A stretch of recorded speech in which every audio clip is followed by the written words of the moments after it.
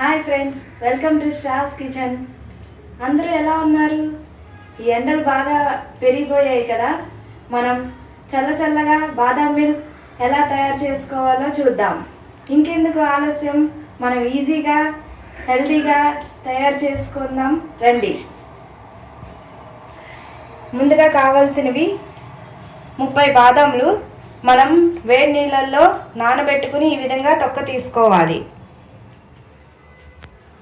మనం గిన్నెలో ఒక 1 లీటర్ పాలు వేడి చేసుకోవాలి.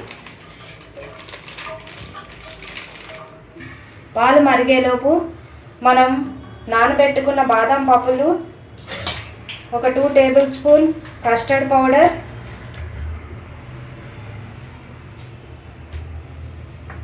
ఒక హాఫ్ పాలు మనం పేస్ట్ చేసుకోవాలి.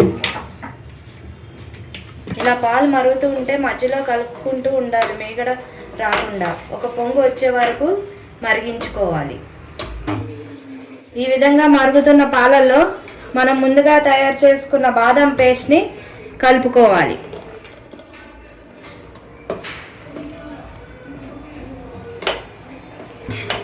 కొంచెం మరుగుతూ ఉంటే ఒక కప్ పంచదార, ఒక 1 టేబుల్ స్పూన్ ఇలాచీ పౌడర్ వేసి ఒక 2 నిమిషాల పాటు మరిగించుకోవాలి. లాస్ట్లో కలర్ కోసం ఒక 4 కుంకుమ పువ్వులు వేసుకోవాలి.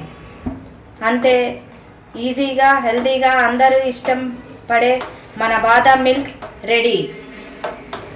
ఇక సర్వ్ చేసుకోవడమే. ఈ విధంగా మన హెల్తీ రెసిపీ బాదాం మిల్క్ రెడీ.